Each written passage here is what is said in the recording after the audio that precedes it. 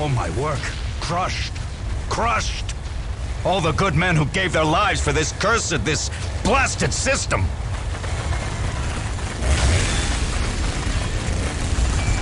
Though my army lies in ruins today, I have not done fighting, and I will remember who my enemies are.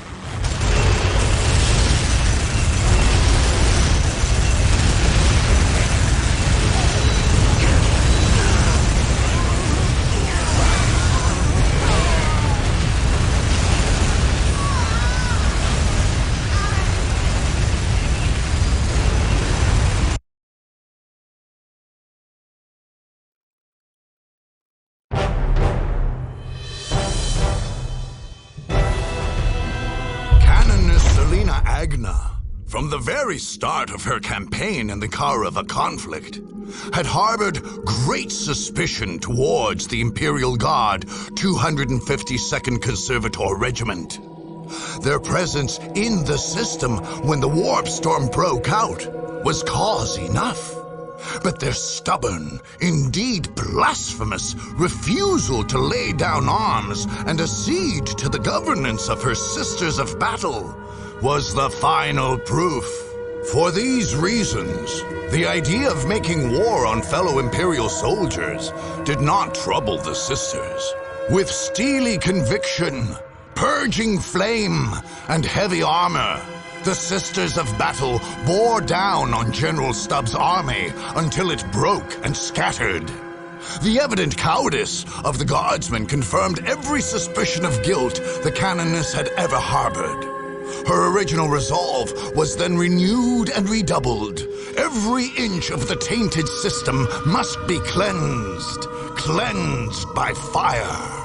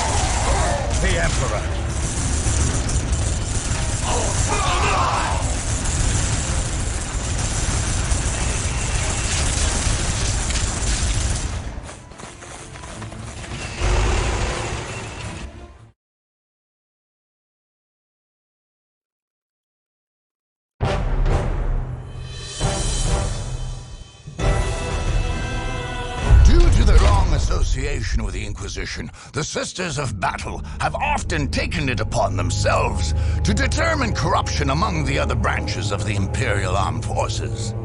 After witnessing the prevalence of chaos in the Karava system, Confessor Terganum March advised Canoness Agna that any refusal to cede authority to the Sisterhood was clear evidence of heresy. When the Blood Ravens stood their ground, the Canoness acted quickly. Her mandate was clear. As heretics, they must be obliterated. Soldier for soldier, the Sisters of Battle could not compete with the Space Marines. Nevertheless, the Adepta Sororitas carried the day with their purging flames and acts of faith. Any survivors were shown the mercy of battlefield confession, which was far quicker and less painful than proper Inquisition proceedings. It was regrettable that so many Space Marines had to die. It was regrettable that they had come under suspicion of taint. But whatever the circumstances, corruption must be fought and at all costs wiped out.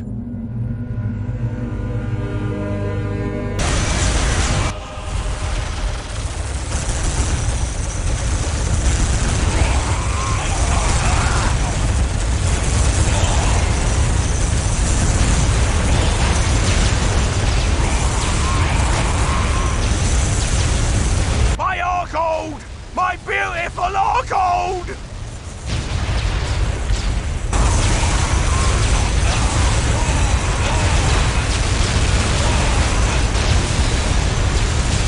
I've had enough of this. Come on, boys. Let's get out of here.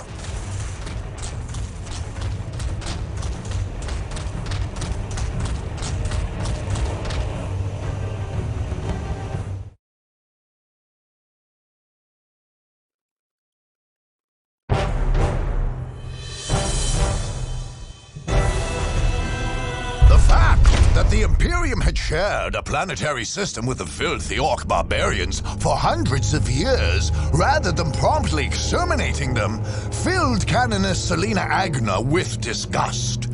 Her sisters would tolerate such an infestation no more than the taints of heresy or mutation. Of course, the failures of the weak Imperial Guard had become compounded. The Orcs had been allowed to enter the dangerous war phase and could no longer be ignored. Cleaving to their sense of duty and with a great deal of purging fire, the Sisters of Battle stormed the ancient Orc retreat in the Rocklaw Mountains and thoroughly routed their foes. The Canoness took her victory as a testament to their faith. When it was discovered, after the battle, that the war boss Gorguts had somehow escaped, she maintained that the Emperor had humbled them in their moment of victory, lest they grow too proud.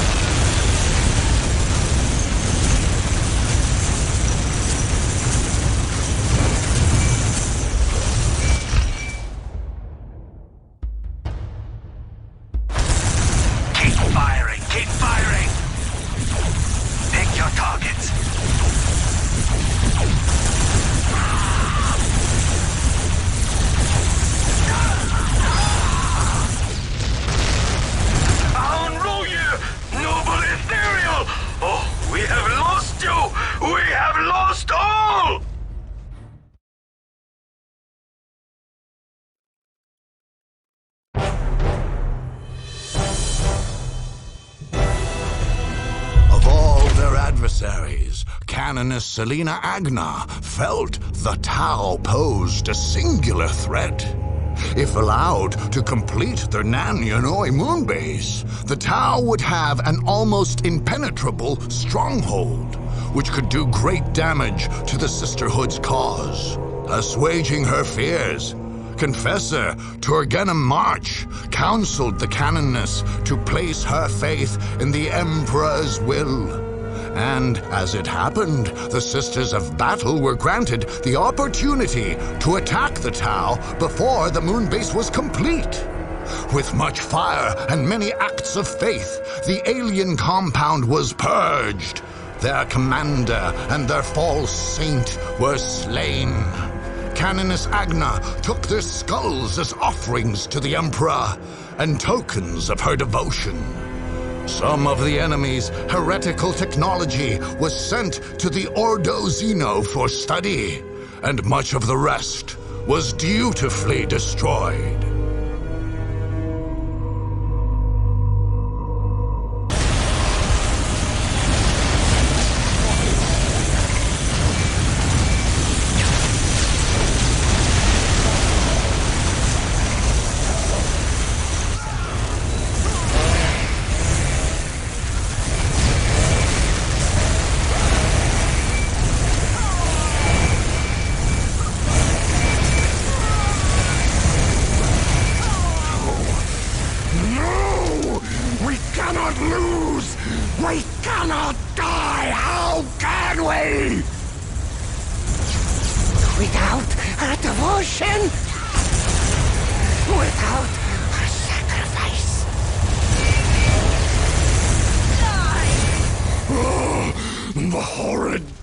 Of chaos will wither! Will die! This world is slipping from our grasp.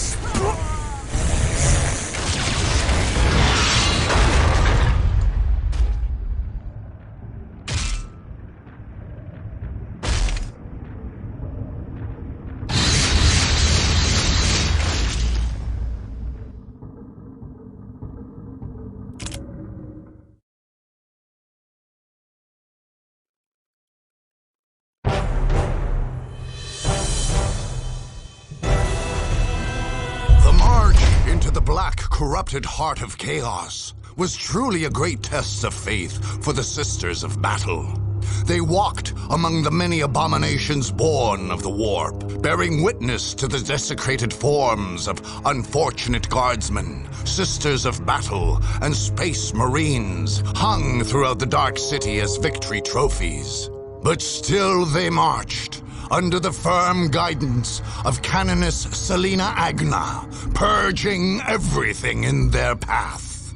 Ultimately, the unnatural powers of the Chaos Space Marines failed to unnerve or scatter the resolve of the Sisters of Battle, who took their foes with grit, steel, and a scourge of fire.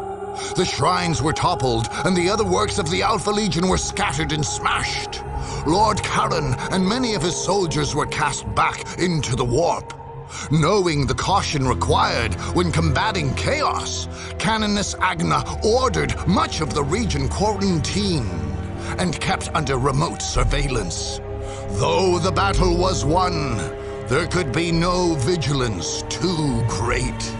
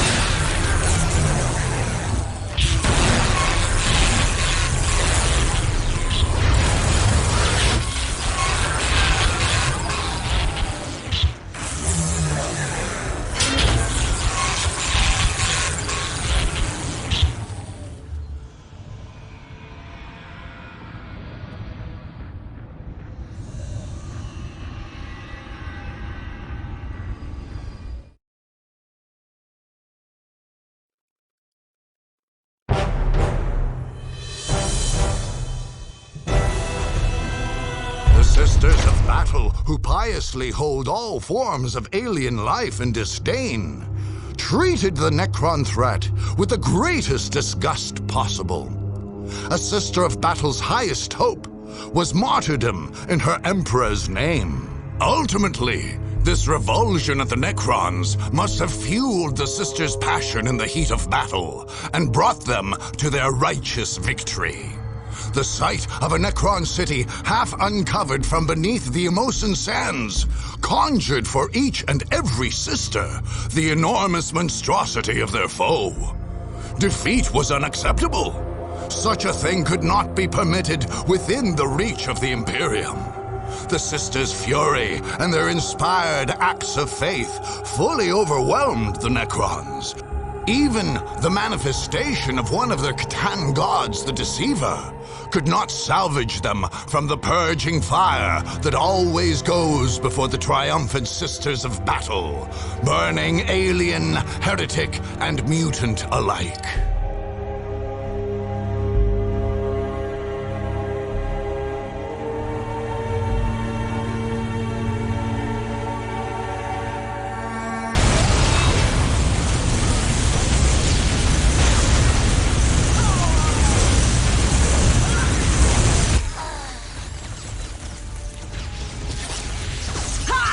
We came here long, long ago.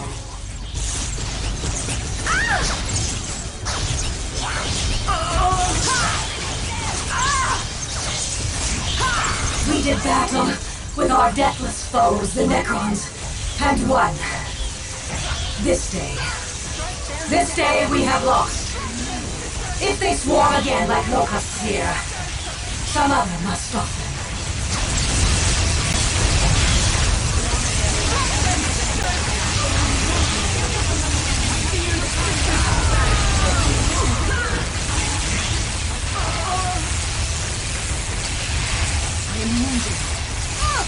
I am hit!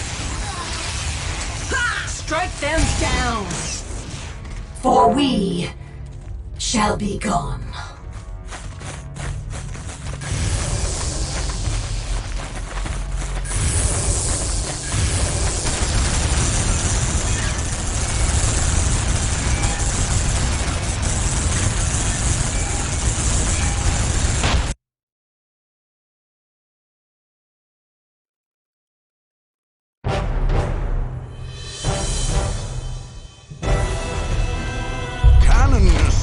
Agna viewed the Eldar as she did every other alien race, as enemies of the God Emperor.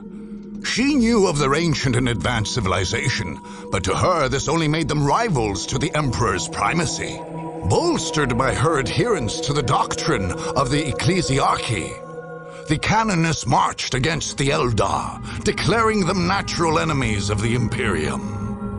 The many ruses and deceits of the alien enemy could not prevail against the Sisters of Battle, religious zeal, and devastating flames. Following the victory and the necessary prayers and ablutions, Canoness Agna ordered the ancient Eldar stronghold cleansed. Almost all of the Eldar technology was burned and cleared away. The upper wastes were ritually purified and declared territory of the Imperium and dominion of the Ecclesiarchal Sisterhood.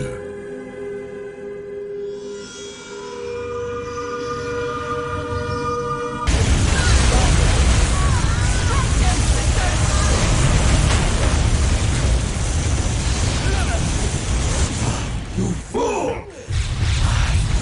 Your head for this! Quickly, back to Kamala. Well, if he had died, I should have taken his place. Now I must flee.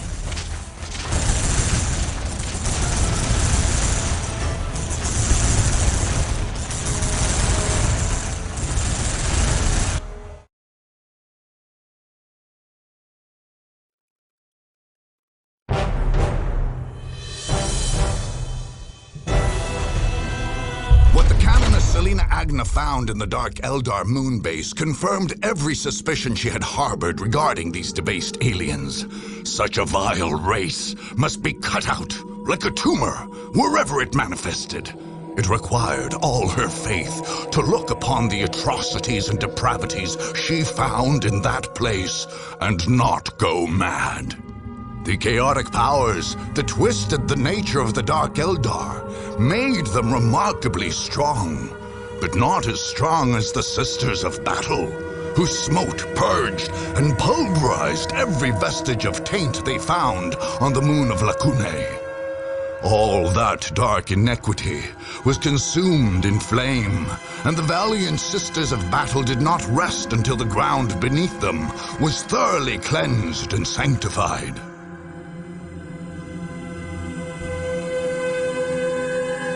On arriving in the Kaurava system, Confessor Turgainum March had remarked to Canoness Selena Agna that he would not